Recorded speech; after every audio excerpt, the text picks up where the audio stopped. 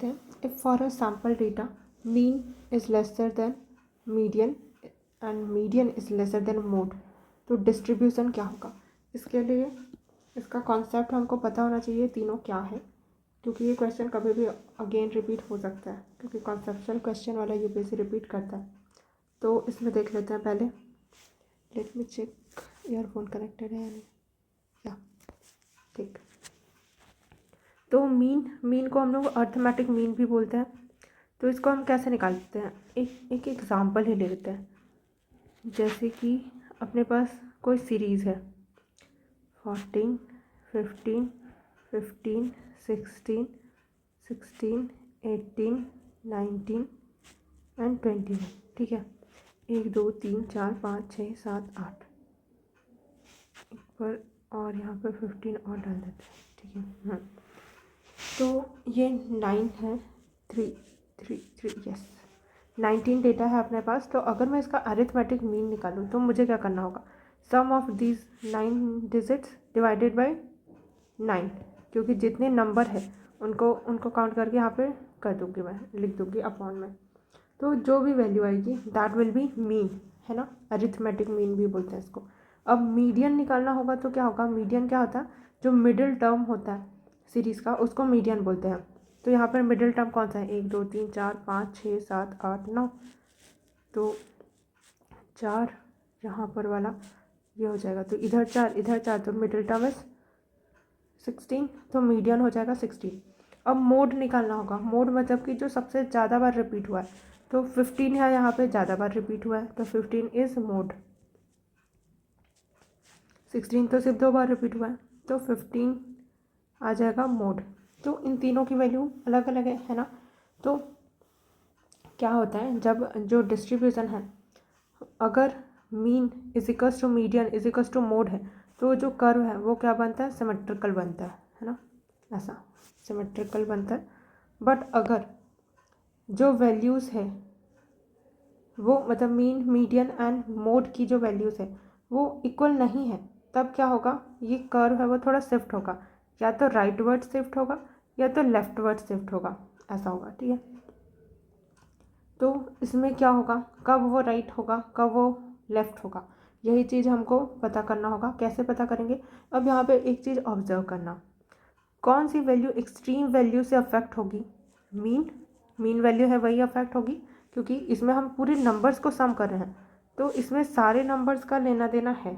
ठीक है, क्योंकि वो सम होगा। अगर एक्सट्रीम वैल्यूज़ आ जाएंगी तो जो मीन का वैल्यू है वो क्या हो जाएगा, बढ़ घट सकता है, तो सबसे ज़्यादा अफेक्ट होने वाला है वो मीन है।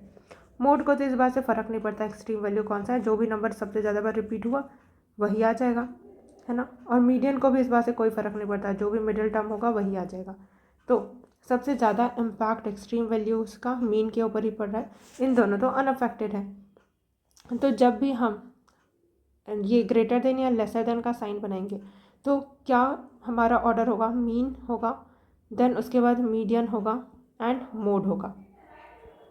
अगर बोल दिया कि सिमेट्रिकल कर्व बन रहा है तो ये तीनों इक्वल होंगे। बट अगर राइट साइड अगर वो जा रहा है, राइट साइड है मतलब कि पॉजिटिव साइड बोलते हैं हम लोग। ठीक है, राइट इज़ पॉजिटिव, हमेशा सही होना इज़ पॉजिटिव ना, तो ऐसे याद रख सकते हैं। तो राइट इज़ पॉजिटिव, तो उस केस में क्या होगा, जब मीन बड़ा होगा तो वो राइट होगा, है ना, ये median and this is mode. और अगर मीन है वो सबसे छोटा हो गया, लेसर देन हो गया, तो जो कर्व है वो लेफ़्ट साइड आ जाएगा, लेफ़्ट साइड वाला कर्व बनेगा, है ना। तो यहाँ पर हमको कौन सा बोला है कि मीन है वो लेसर देन है ना, मीन से बड़ा है ना बाकी मीडियन एंड मोड। तो इस केस में क्या होगा, that curve will be skewed towards left. But अगर यहीं भी mean greater than median greater than mode ऐसा होता तो उस केस में ये वाला आंसर होता, और अगर तीनों इक्वल होगा तो सिमेट्रिक। ठीक है, तो किसी भी साल यूपीएससी सेम इसी क्वेश्चन को मॉडिफाई करके पूछ सकता है, तो प्रिपेयर रहना है। फिर आगे बढ़ते हैं नेक्स्ट क्वेश्चन पे। The age of mister X last year was the square of a number and it would be cube of a number next year. What is the least number of years he must wait for his age to become the cube of a number again. तो यहाँ पर हम कैसे solve करेंगे, let me change the pen colour. The age of mister X last year बता रहा है, क्या था, स्क्वायर था किसी नंबर का, okay. And it would be cube of a number next year हो जाएगा बोल रहा है, ओके। तो ये कुछ बीच में प्रेजेंट ईयर रहेगा, नेक्स्ट ईयर क्या हो जाएगा, क्यूब हो जाएगा। What is the least number of years, उसको वेट करना होगा कि वो क्यूब अगेन हो जाए किसी नंबर का, कितने साल बाद ये होगा क्यूब अगेन बोल रहा है। तो ये हम कंसिडर कर लेते हैं जेड। प्रेजेंट एज को के बारे में हमको कुछ नहीं पता है, मान लेते हैं कि ये पी है, ठीक है। अब देखते हैं कि कब स्क्वायर हो रहा है, उसमें अगर मैं ऐड 1 ईयर और करूँ तो वो क्यूब हो जाना चाहिए। तो पहले स्क्वायर ही लिख लेते हैं सारे फार्मूला। 2 का स्क्वायर 4 होता है, 3 का स्क्वायर 9, 4 का स्क्वायर 16, फिर 5 का 25, 36, 49, है ना। अब क्यूब भी लिख लेते हैं कि जस्ट एक बढ़ाने पे आ जाना चाहिए क्यूब।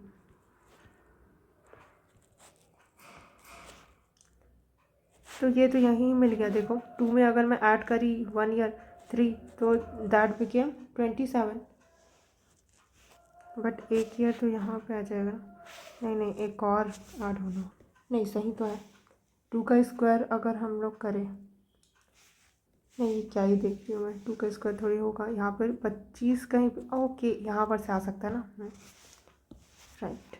तो 25 में अगर 2 ईयर्स ऐड कर दूँ मैं तो 27, ये वाला स्क्वायर तो ये यहाँ सेटिस्फाई हो जाएगा। देखो 5 का स्क्वायर कर रही हूँ तो 25 बोला तो था, लास्ट ईयर जो है वो स्क्वायर था, अब नेक्स्ट ईयर वो क्या हो जाएगा, क्यूब हो जाएगा। तो 27 3 का क्यूब, तो ये 25 साल का था तब वो 5 का स्क्वायर था लास्ट ईयर, 26 ईयर का हुआ तो किसी ना तो स्क्वायर है ना क्यूब है। फिर नेक्स्ट ईयर वो क्यूब हो जा रहा है, मतलब 27 ईयर का है, तो अब अगली बार क्यूब कब होगा, तो 27 के बाद नेक्स्ट क्यूब कब आता है, 4 का क्यूब आता है, दैट इज़ 64 ईयर। 16 16 64, ठीक है। तो 64 ईयर का हो जाएगा, तब वो 4 का क्यूब होगा। बट ये कितने साल बाद आया, कितने साल बाद आया, प्रेजेंट से देखेंगे ना हम। तो प्रेजेंट में अभी उसका 26 ईयर है, 64 ईयर के बाद उसका आएगा, तो ये माइनस कर लेते हैं 3, 38 ईयर। तो उसको 38 ईयर्स वेट करने हो गए, है ना, अगेन क्यूब होने के लिए। ठीक है, समझ आ गया। कुछ नहीं किया है, बस स्क्वायर था नंबर, फिर क्यूब हो गया, देन अगेन क्यूब कब होगा वो पूछ रहा है। तो बस यहाँ पे एक ही ट्रिक है कि प्रेजेंट ईयर से देखना है, ऑब्वियसली प्रेजेंट एज से ही देखेंगे कि प्रेजेंट से कितना साल वेट करना होगा उसको क्यूब अगेन होने के लिए। फिर आते हैं नेक्स्ट क्वेश्चन पे।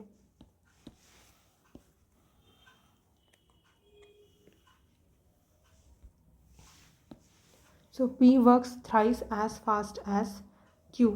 P है वो वर्क करता है thrice as fast as Q, where is P and Q together can work for 4 times, P and Q together can work 4 times as fast as R.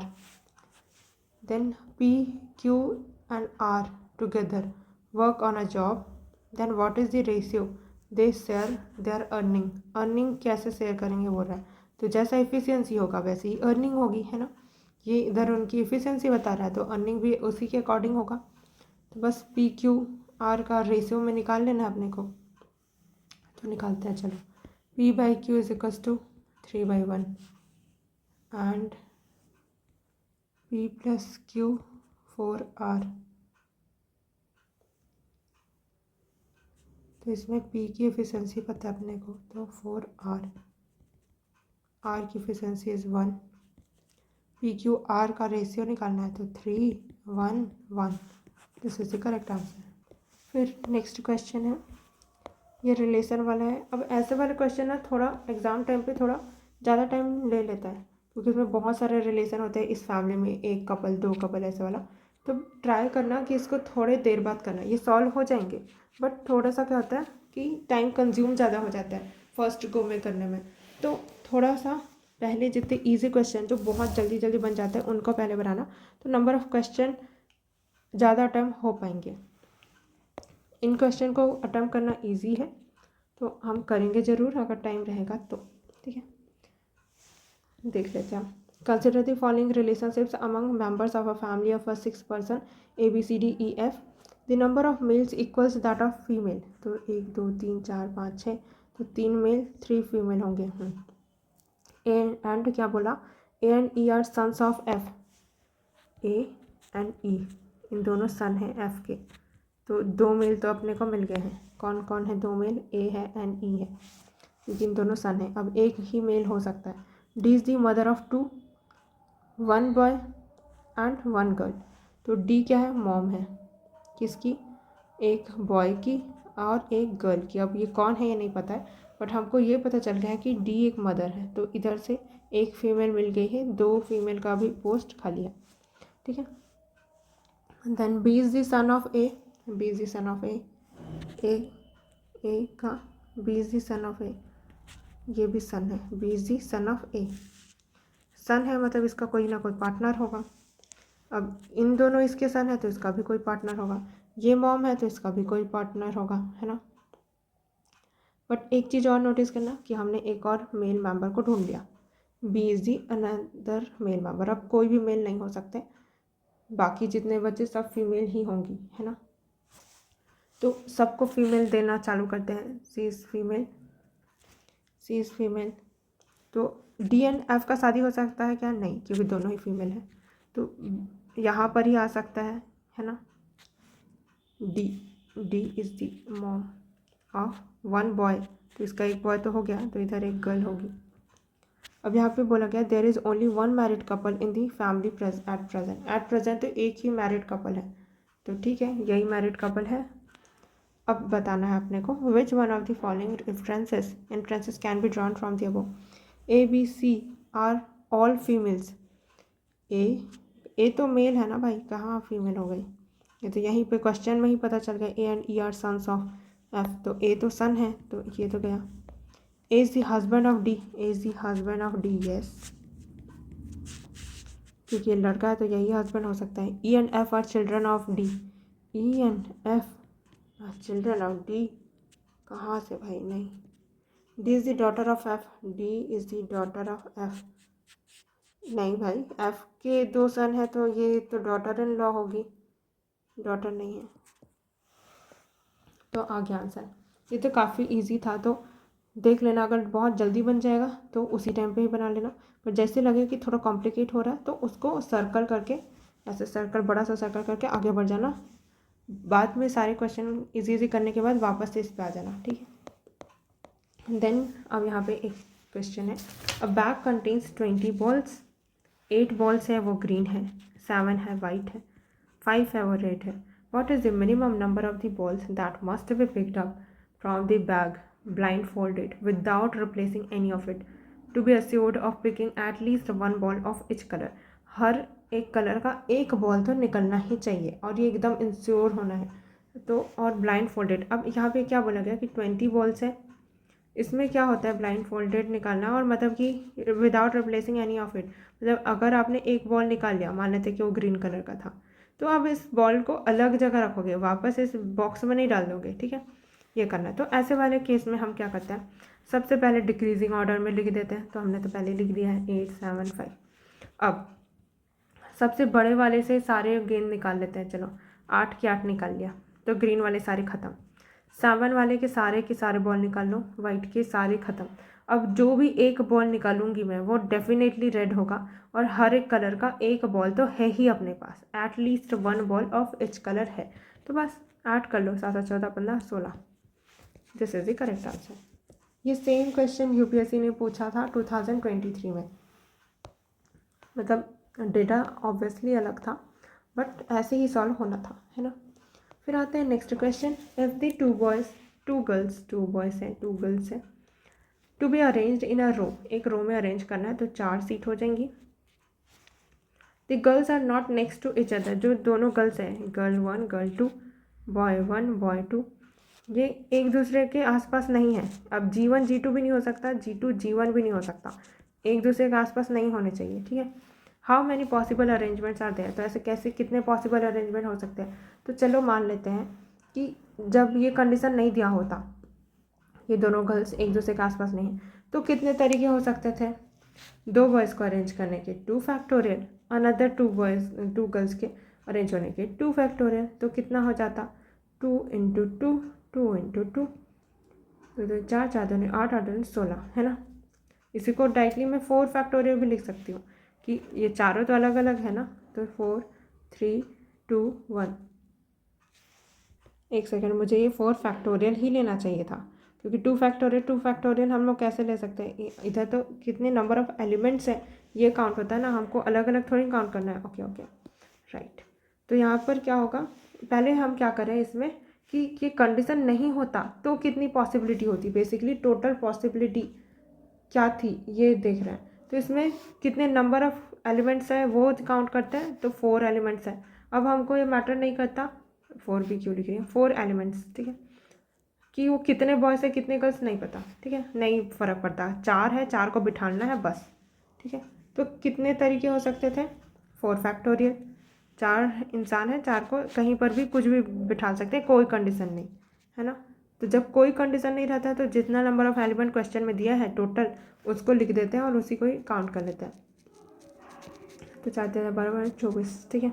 24 तरीके होते हैं, है ना, बट हमको कंडीशन ये दे दिया कि G1 G2 साथ में नहीं बैठ सकते। तो अब मैं क्या करूँगी, उनको बिठा लूँगी साथ में, वो साथ में बैठने के कितने तरीके हैं ये काउंट करूँगी। तो कितने तरीके से बिठा सकती हूँ मैं उनको साथ में, 1, 2, और इसको अगर मैं एक ही बॉक्स कंसिडर करूँ तो कि जहाँ पर भी जाएगा साथ में घूमेगा, यहाँ पे आ सकता है या तो इधर, है ना। तो कितना तरीका हो जाएगा, 1, 2 और ये 3।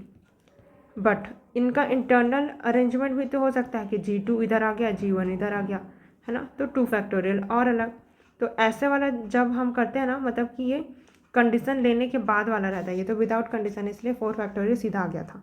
अब ये इधर देखती हूँ मैं कि जब दोनों साथ में बैठेंगे तब ये कंडीशन है, तो इसको बस कैलकुलेट कर लेते हैं और इसको माइनस कर देंगे फिर टोटल पॉसिबिलिटी से, 3 दूनी 6, 6 दूनी 12, तो क्या हो गया, अब ये 24 - 12, तो आंसर विल बी 12। तो this is the correct answer. समझ आ गया ना कैसे करना है इसको, कि सबसे पहले टोटल पॉसिबिलिटी निकालना है बिना कोई कंडीशन के, तो जितना एलिमेंट दिया है उसी को फैक्टोरियल निकाल लो।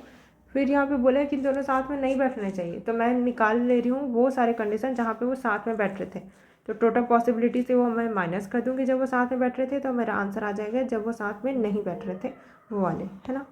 फिर next question, the outer surface of a 4 centimetre 4 centimetre 4 centimetre cube is painted completely in red, ठीक है, कम्प्लीटली रेड में पेंट कर दिया गया है।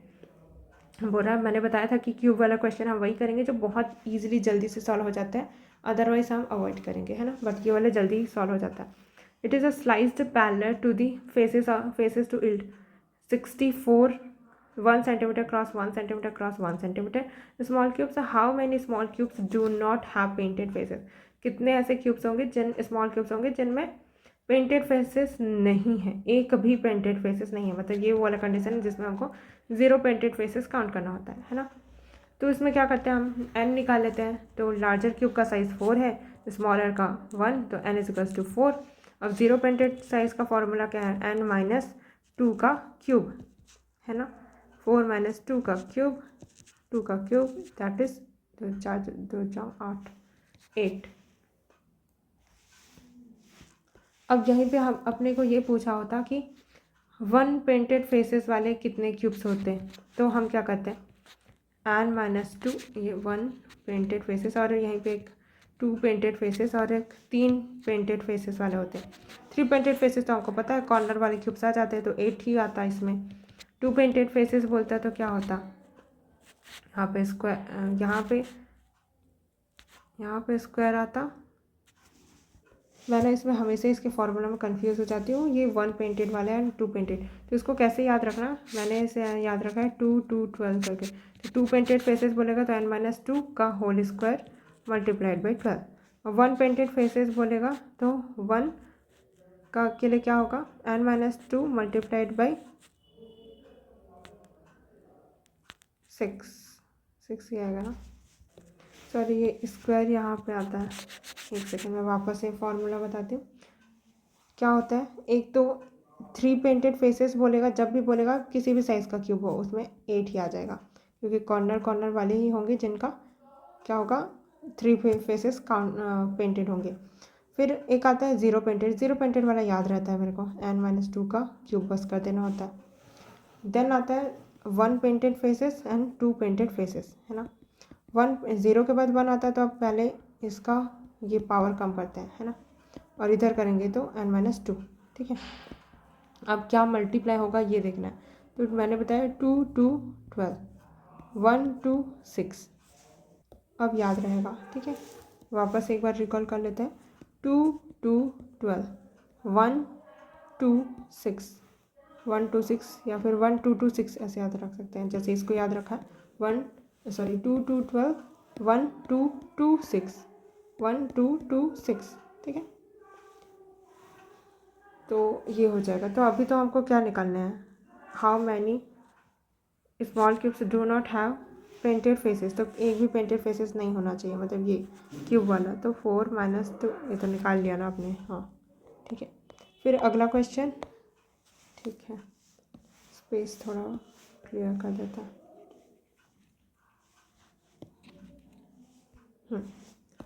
Now which one of the following is correct with respect to the above? A B C D E F G H are standing in a row facing the north. North की तरफ face करते हुए कितने हैं, ये north हो गया। इस तरफ फेस करते हुए 1 2 3 4 5 6 7 8, 1 2, थोड़ा और क्लीन कर लेते हैं। 1 2 3 4 5 6 7 और ये 8। बोल रहे कि B is not neighbour of G, तो ऐसा भी नहीं हो सकता और ऐसा भी नहीं हो सकता, ठीक है। F is immediate right of G. अब ये सब इधर फेस कर रहे हैं तो राइट क्या होगा, F is the immediate right, right में है ऑफ जी, तो जी का राइट, ये तो लेफ्ट हो गया ये, ठीक है। इमीडिएट है मतलब कि जी एंड एफ के बीच में और कोई नहीं है। F is immediate right of G, G के राइट में है। And neighbour of E, and neighbour है ई का, तो ई तो इधर ही आ सकता है ना। फिर G is not at the extreme end, G यहाँ नहीं आ सकता, जी यहाँ नहीं आ सकता, एक्सट्रीम एंड पे नहीं है।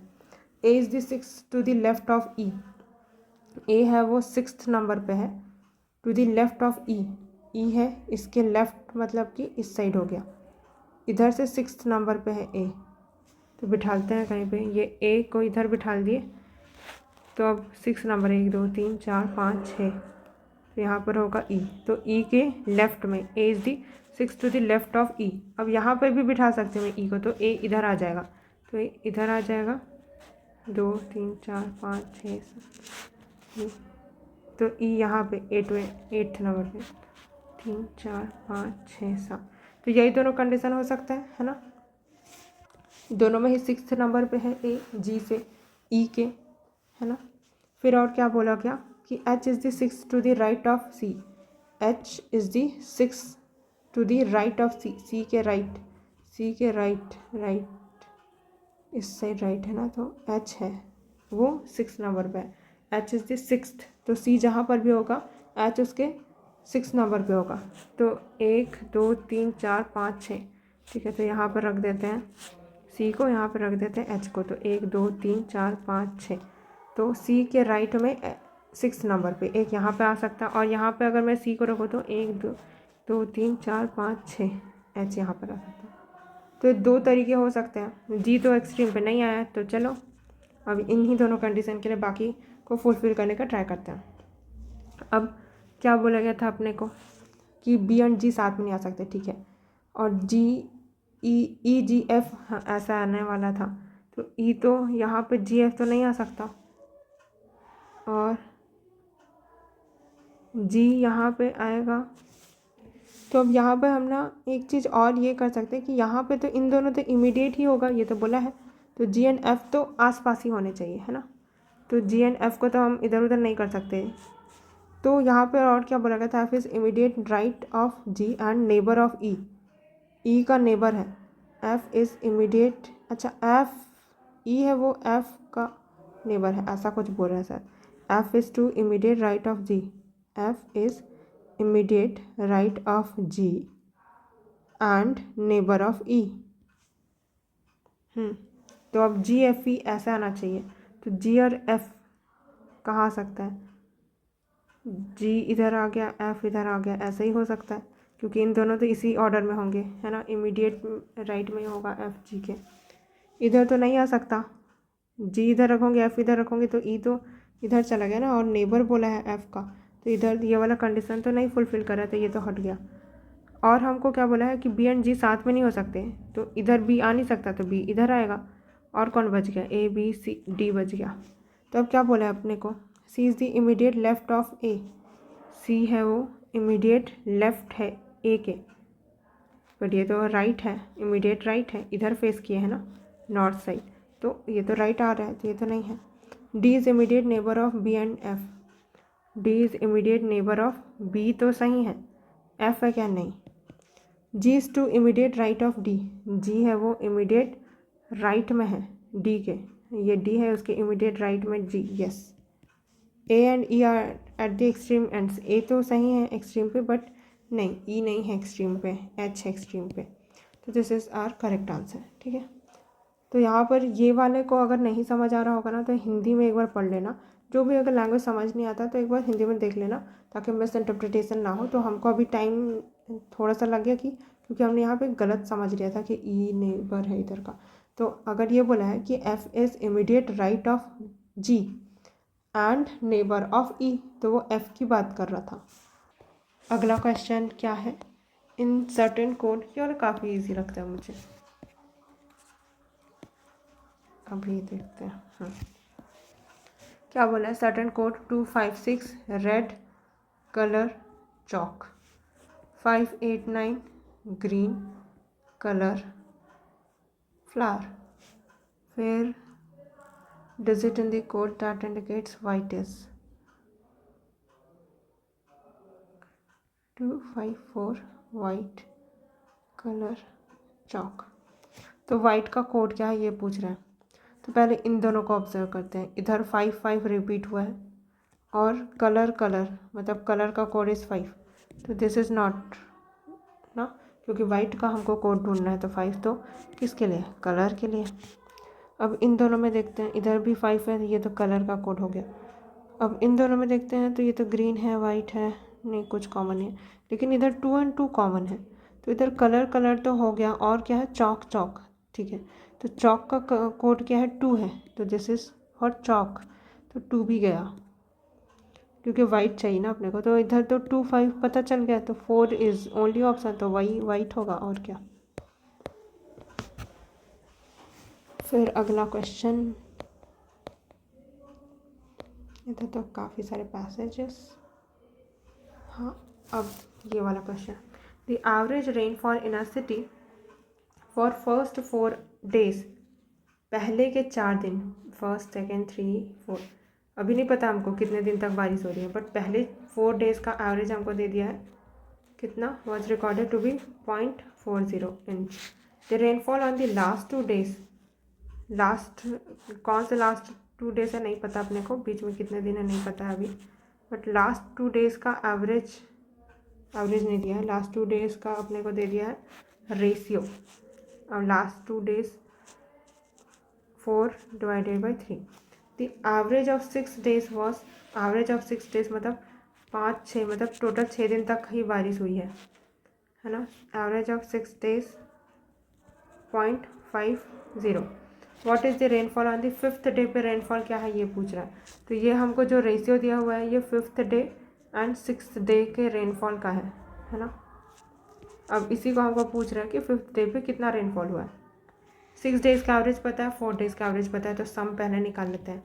4 मल्टीप्लाइड बाई 0.40, 4 चंक 16, और ये सम ऑफ 6 डेज, तो 0.50 मल्टीप्लाइड बाई 6, 6 5 30। तो इन दोनों को मैं माइनस करूँ तो क्या आ जाएगा अपने पास, पूरे 6 दिन में से 4 दिन का माइनस करो तो 2 दिन का रेनफॉल तो आ गया ना, तो इन दोनों दिन में रेनफॉल कितना हुआ वो पता चल जाएगा, तो 3 माइनस 1.60,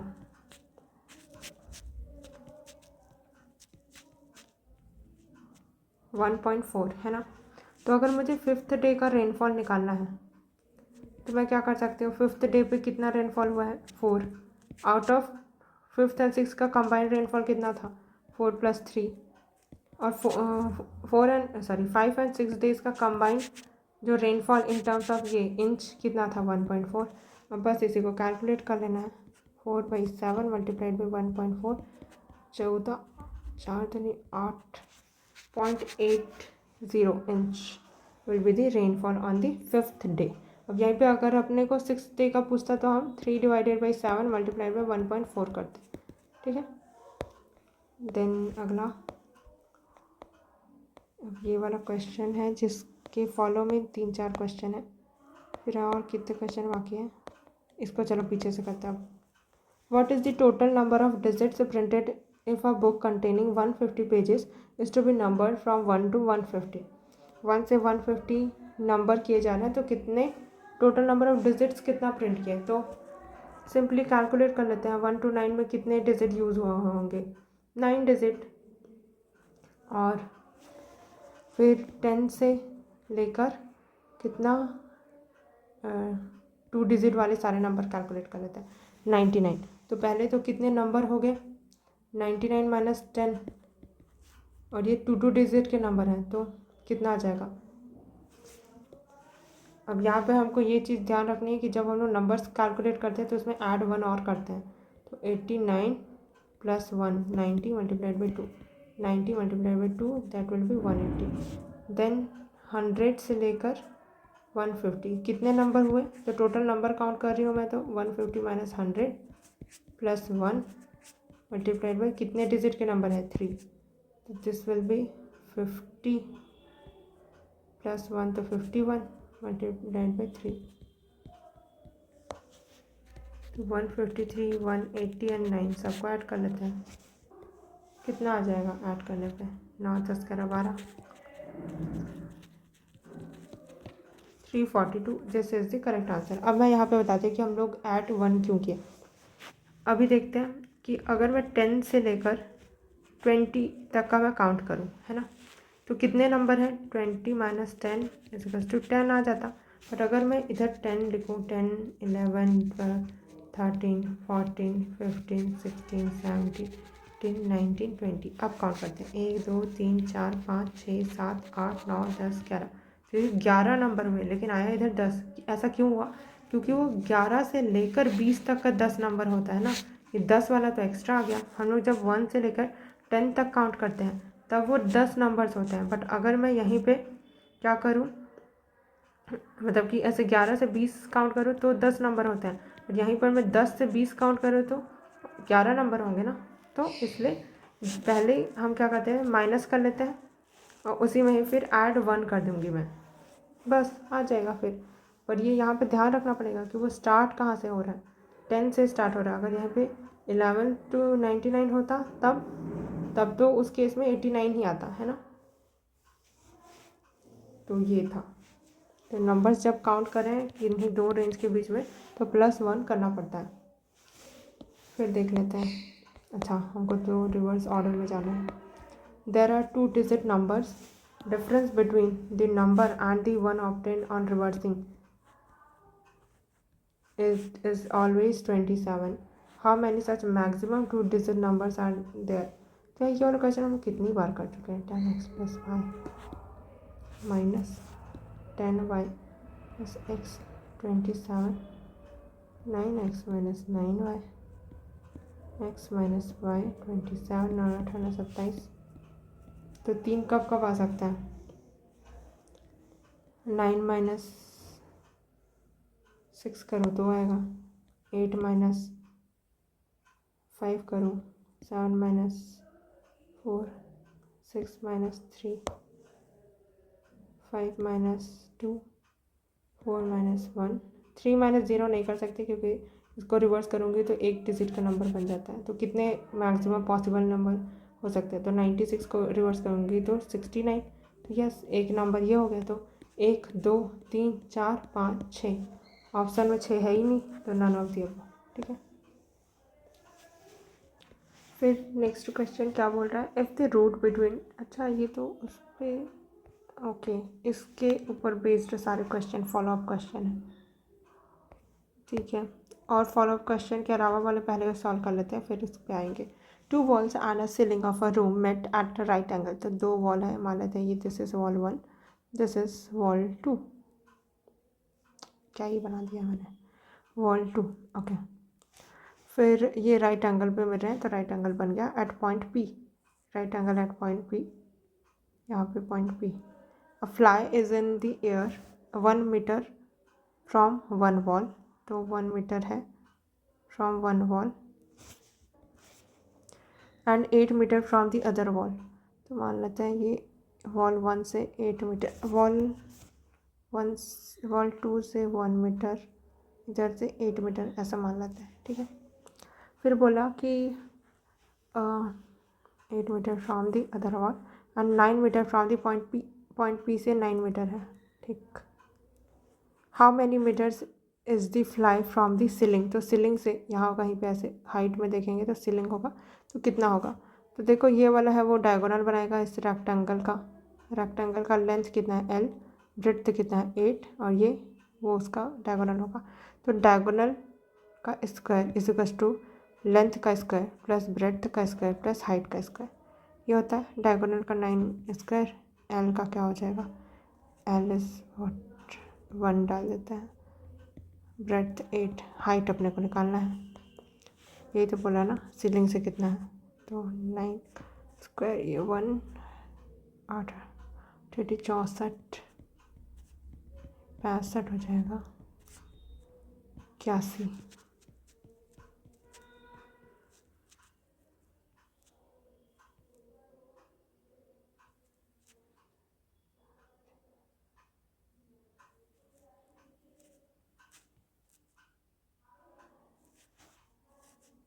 तो 16 is equals to H square, H is equals to 4, कितने मीटर, तो 4 मीटर आ जाएगा अपना आंसर, ठीक है। फिर ये वाला क्वेश्चन सॉल्व कर लेते हैं। The monthly income of X and Y are in the ratio of 4:3। This is income का ratio, income of X, income of Y. फिर their monthly expenses are in the ratio of expenditure X का 3 and this to expenditure Y.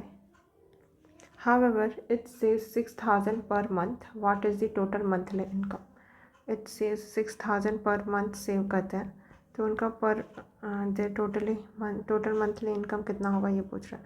तो income is equals to क्या होता है, expenditure plus saving, है ना। तो ये हो गया।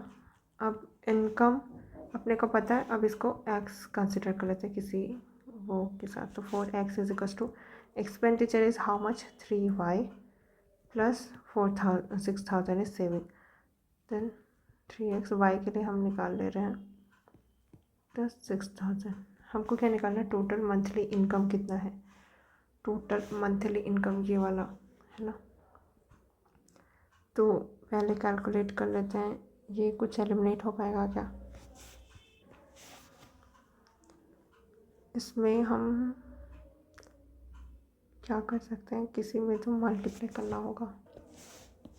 एक काम करते हैं, इसमें हम 4 का मल्टीप्लाई करते हैं, इसमें 3 का मल्टीप्लाई करते हैं, तो न्यू इक्वेशन क्या हो जाएगा, 4×12 x, 9y, 6×5 18, ये 4×12 x, 4×3 8y, 4×6 है ना। अब x यहाँ पर से कैंसिल आउट हो जाएगा, फिर इधर आएगा y, इधर माइनस कितना आएगा 18, 19 20 21 22 23 24 6,000। तो y इज इक्वल्स टू 6,000, और हमको तो x की वैल्यू चाहिए थी क्योंकि x करना होगा, तो एक इक्वेशन में वापस रख देते हैं। तो चलो इस वाले में रख लेते हैं, तो 4x is equals to 3y की जगह में 6,000 प्लस 6,000, 6×18 18 और 6 18, 19 20 21 22 23 24 24,000, इधर 4x है तो x 4×6 = 24, तो 6,000, ये भी 6,000 ही आया। तो इधर मल्टीप्लाई कर देते हैं, टोटल इनकम क्या हो जाएगा, 6×24 24,000 और 6×6 18, तो 8 9 10 11 12 2 3 4 42,000, this is the correct answer. फिर 2 डिजिट नंबर इज रिवर्स्ड, अभी तो नहीं किया था कहीं। ओके चलो, the larger of the 2 number is divided by the smaller one. अब कौन सा लार्जर, किसी को भी कंसिडर कर लेते हैं, दिस इज लार्जर एंड ये divided by smaller one. What is the largest possible remainder, तो इधर तो अलग क्वेश्चन बोल रहा है कि कितना लार्जेस्ट पॉसिबल रिमाइंडर हो सकता है। इसका थोड़ा बहुत कॉम्प्लिकेटेड मेथड है, मतलब ट्रायल एंड एरर बहुत ज़्यादा, बहुत टाइम टेकेंगे, तो इसको एग्जाम हॉल में भी सॉल्व नहीं करेंगे, इसको हम अभी भी नहीं कर रहे हैं क्योंकि इसका कोई शॉर्टकट है ही नहीं, वही लॉन्ग मेथड ही करना पड़ेगा। Then in a school there are 5 teachers A B C D E, A and B है, A B C D E, A and B है, ये हिंदी एंड इंग्लिश पढ़ाते हैं, ठीक है। फिर A and B Hindi and English, C and B teach English and geography, C है वो इंग्लिश एंड जोग्राफी, B भी इंग्लिश तो हो गया, जोग्राफी और ठीक। फिर D and A teach mathematics, D है वो mathematics and Hindi, A mathematics, Hindi तो पहले लिखा गया है। फिर E and B teach history and, अरे हिस्ट्री एंड इससे पहले हिस्ट्री नहीं था ना, तो ये सारा हिंदी है, हिंदी हिंदी मैथमेटिक्स एंड हिंदी। अब यहाँ पर से हिस्ट्री आ गया तो अब इसको HT लिखना पड़ेगा, तो E की जगह पे हिस्ट्री एंड फ्रेंच, और B है वो भी अगेन, ये अगेन तो नहीं, ये हिंदी था, ये हिस्ट्री है and French. Who teachers maximum number, B दिख ही रहा है इतना लंबा जा रहा है, ठीक है, ऐसे भी देख के बता सकते हैं हम। B इतनी बार रिपीट हो गया, देखो B टीचर्स दिस, फिर यहाँ पे फिर से B टीचर्स दिस, बाकी यहाँ पे कोई भी रिपीट नहीं हुआ है, तो जाहिर सी बात है B ही आया होगा। तो अगर जब बहुत कम टाइम हो, एकदम कुछ सेकंड ही बाकी हो और मतलब कि सॉल्व करना हो पड़ गया, तो उस केस में बस देख लेना कि कौन सा ज़्यादा बार रिपीट हो रहा है, ठीक है। जिसके बारे में ज़्यादा इन्फॉर्मेशन दी गई है वही सबसे ज़्यादा मैक्सिमम नंबर ऑफ सब्जेक्ट पूछा है। ये भी देख लेना कि क्या पूछा है, मैक्सिमम पूछा है कि मिनिमम पूछा है, ठीक है। फिर यहाँ पर अच्छा, वही दो कंडीशन वाले फॉलोअप क्वेश्चन वाले हैं, तो इन्हीं दोनों को ही सॉल्व करना होगा, तो इसको कर लेते हैं। इससे पहले के सारे हो गए ना। तो ABCDEFG lecturers from different cities से हैं, तो अपने को वही वो टेबल बनाते हैं वो बनाना होगा। जगह तो ज़्यादा दिख नहीं रहा है, इरेज करते हैं पहले।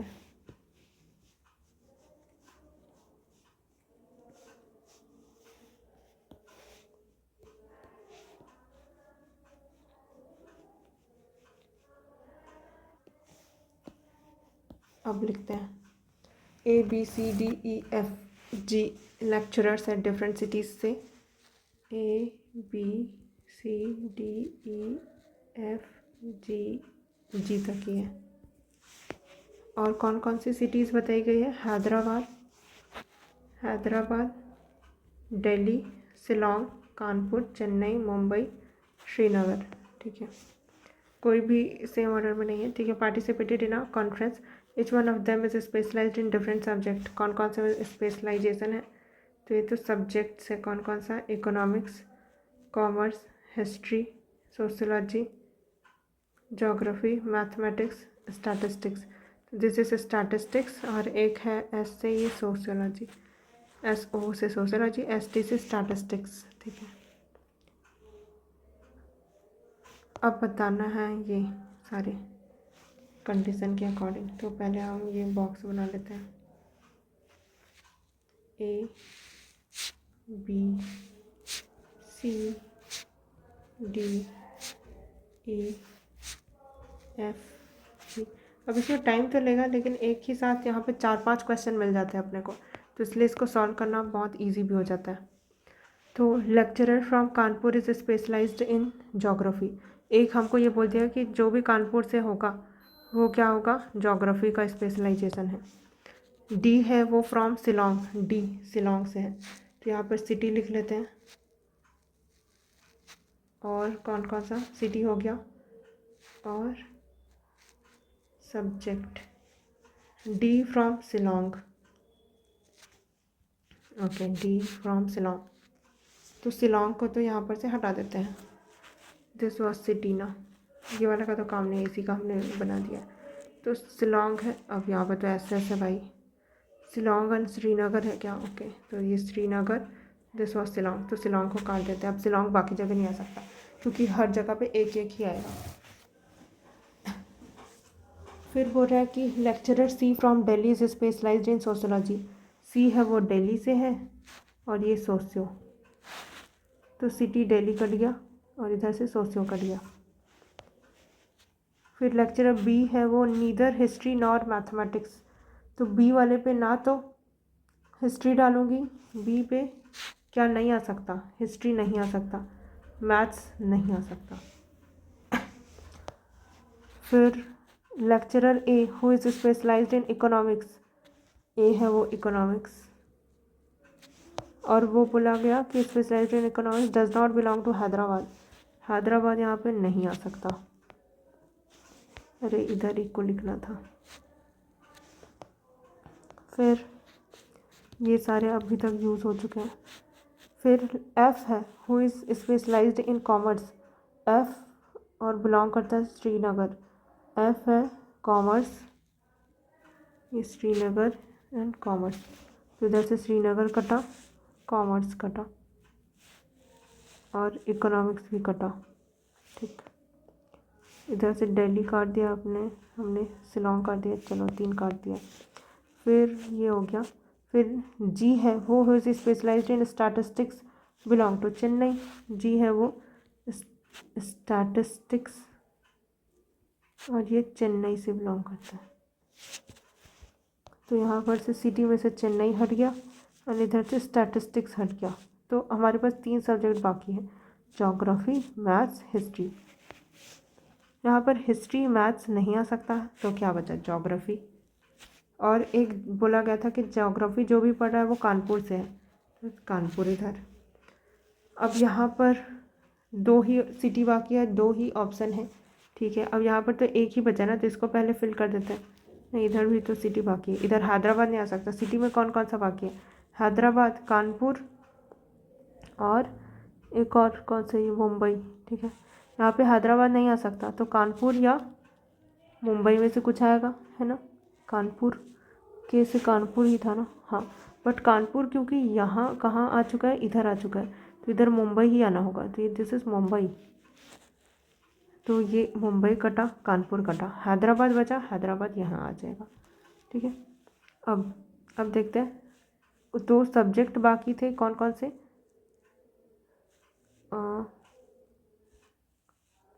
ठीक है, हिस्ट्री मैथ्स इधर नहीं आ सकते, ये हो गया। जो सब्जेक्ट बाकी है that is history and maths, history and maths. अब इधर तो नहीं, तो अभी भी हमको इन्फॉर्मेशन तो नहीं है इस बारे में, कोई कंडीशन ऐसा नहीं दिया हुआ है कि शिलोंग का क्या होना चाहिए हिस्ट्री एंड मैथ्स के बीच में, तो कुछ भी हो सकता है, हिस्ट्री भी हो सकता है, मैथ्स भी हो सकता है। हैदराबाद वाले के लिए भी नहीं है इन्फॉर्मेशन, तो इतना ही इन्फॉर्मेशन था, हमने सारा यूटिलाइज़ कर लिया। अब पूछ रहा है कि who is specialised in geography, geography में कौन स्पेशलाइज्ड है, बी है ना, तो बी आ गया। फिर to which city does the lecturer specialised in economics belong, जो इकोनॉमिक्स है कहाँ पर है इकोनॉमिक्स, ये है इकोनॉमिक्स, कहाँ से बिलोंग करते थे, मुंबई है ये रहा। फिर who is the following belongs to Hyderabad, Hyderabad, Hyderabad, Hyderabad से ई है एंड हिस्ट्री मैथ्स, ई पूछा है। ठीक है, बिलोंग्स टू हैदराबाद से कौन बिलोंग कर रहा है, तो ई। फिर अपना नेक्स्ट क्वेश्चन हो गया, इतना ही पूछा था। फिर एक और क्वेश्चन हमने कहाँ पर छोड़ा था, आ गया है सर, हाँ ये वाला क्वेश्चन, इसके फॉलोअप में 1 2 3 क्वेश्चन है। ठीक है, तो इसको सॉल्व कर लेते हैं, उसके बाद फिर अपना 2017 का ख़त्म, फिर नेक्स्ट वी विल डू 2016 का। चलो इसको करते हैं। 8 railway station ABCDEFGH are connected either by the 2 way, या तो वो 2 वे से कनेक्टेड होंगे या तो वो 1 वे से। 1 way passages are 1 way passage C to A। अब यहाँ पे एरो बनाना पड़ेगा क्योंकि C से A की तरफ जा रहे हैं, रिवर्स आने का ऑप्शन नहीं है अपने पास। 1 वे का यही मतलब होता है कि आप C से A तो जा सकते हो, A से C नहीं जा सकते। फिर ई टू जी, ई कहाँ पर है, कहीं पर भी हो, ई टू जी, फिर B to F, B to F, फिर D to H, D to H, D to H, G to C, G से सी, फिर ई टू सी, ई से सी, ठीक है, and H to G, H to G, H से G. Okay, two way passages are between A and E, A and E के बीच में, ए and E के बीच में टू वे पैसेज है, इधर से इधर, इधर से इधर, ए एंड ई। फिर G and B, G and B, फिर F and D, F and D, फिर E and D, E and D. Okay, अब थोड़ा सा इसको और अच्छे से इसको करते हैं ताकि अपने को दिखे भी, तो और डिफरेंट कलर यूज़ करते हैं, रेड यूज़ करते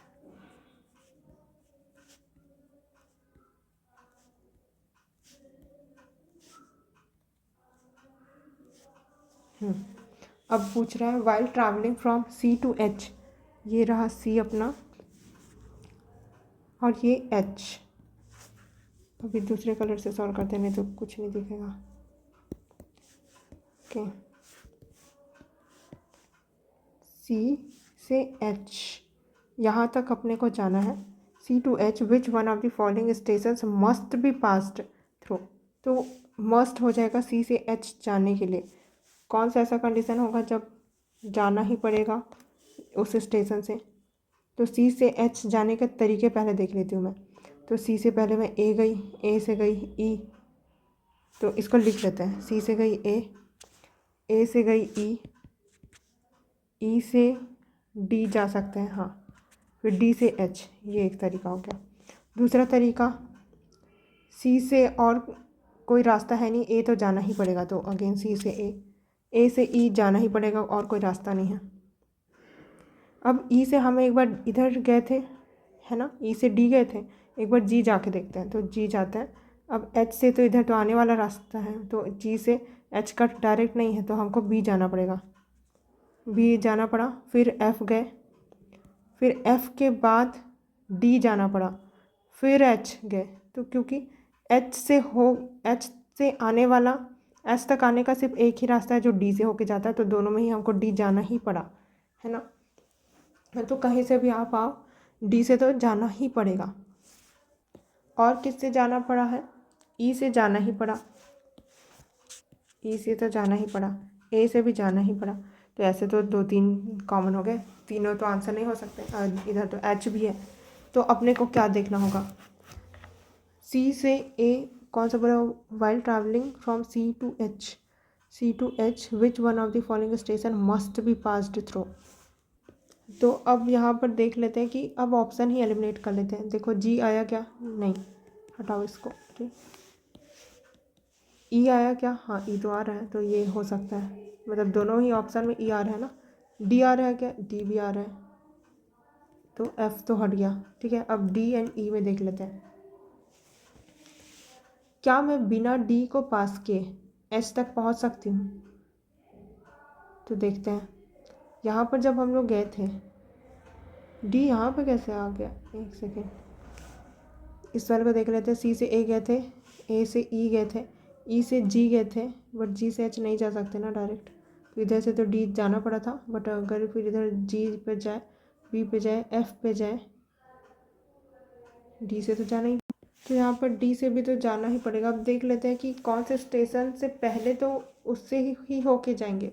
तो सी से ए गए, तो ए से ई तो होना ही पड़ेगा, तब जाके हम डी तक पहुँचे ना।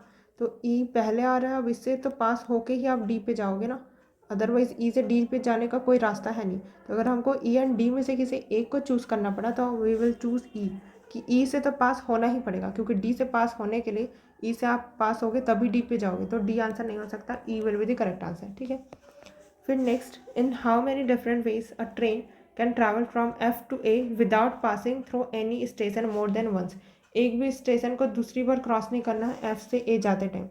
तो एफ से ए जाते हैं, चलो एफ कहाँ पर है? यहाँ पर है एफ, यहाँ पर है ए, एफ से ए जा रहे हैं।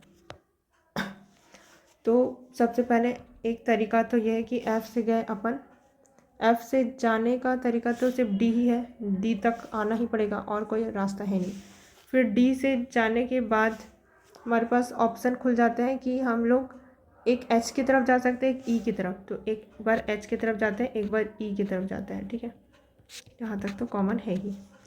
फिर एच से अगर हम जा रहे हैं, पहले एक रूट कंप्लीट कर लेते हैं, तो डी तक गए, फिर एच गए, फिर एच से गए जी, जी से गए सी, सी से गए ए। अब ई वाले रूट से जाऊँ मैं तो ई तक गई मैं, ई के बाद अब मैं जी भी जा सकती हूँ, सी भी जा सकती हूँ, तो एक और रूट अब खुल गया है ना, जी भी जा सकती हूँ, सी भी जा सकती हूँ। तो ई के बाद मैं जी वाले जाती हूँ, तो जी तक गई मैं, एंड जी के बाद सी गई, सी के बाद ए गई, ओके। उसके बाद फिर ये वाला रूट देख लेते हैं, एफ डी ई सी, ई के बाद सी गई, अब सी के बाद फिर ए गई, ठीक है। और कोई रास्ता है क्या? एक और रास्ता है जहाँ पर एफ, यहाँ तक डी तक है तो हम आ ही गए थे, है ना, डी के बाद ई आ गए थे, एक बार जी चले गए, एक बार सी चले गए, एक तो डायरेक्ट ई से ए भी एक रास्ता है, तो ई के बाद डायरेक्ट ए भी एक रास्ता है, तो एफ डी, तो ये ऐसे गए, एफ से गए डी, डी से गए ई से गए सीधा ए, तो ए आ गया। अब और कोई रास्ता नहीं बचा, ठीक है, सारा हमने यूटिलाइज कर लिया। तो in how many different ways can a train travel F to A without passing through any station more than one? तो 1 2 3 4, 4 तरीके हैं।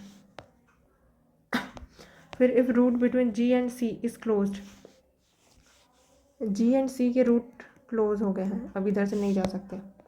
फिर बोल रहे हैं which one of the following station need not be passed through while travelling from H to C? H से C जाते time, H से सी जाते टाइम कौन सा हमको क्रॉस करने की ज़रूरत नहीं होगी? तो एच से सी जाते हैं, चलो एच से सी, तो एच से जाने का तो एक ही रास्ता है जो कि जी जाना ही पड़ेगा। फिर जी से सी नहीं जा सकते डायरेक्ट, तो हमको एक ही रास्ता बचता है कि हम बी तरफ जाए, बी गए, फिर बी से तो एफ़ जाना ही पड़ेगा, एफ़ से डी आना ही पड़ेगा, उसके बाद फिर डी के बाद हमको कहाँ तक जाना है? सी तक का जाना है, तो डी के बाद एच तो नहीं जाएंगे, तो ई ही जाते हैं, चलो ई जाते हैं, ई से के बाद ई के बाद सीधा सी आ जाता है ना, तो इधर आ गया। तो कौन सा नहीं जाना पड़ा पूछ रहा है, ई डी ए बी, तो ई तो जाना पड़ा, डी भी जाना पड़ा, ए नहीं जाना पड़ा, बी तो जाना पड़ा, तो ए को हमको पास नहीं करना पड़ा, है ना, हो गया। फिर सारे क्वेश्चन हमने कर लिया है। फिर नेक्स्ट वी विल डू 2016 का।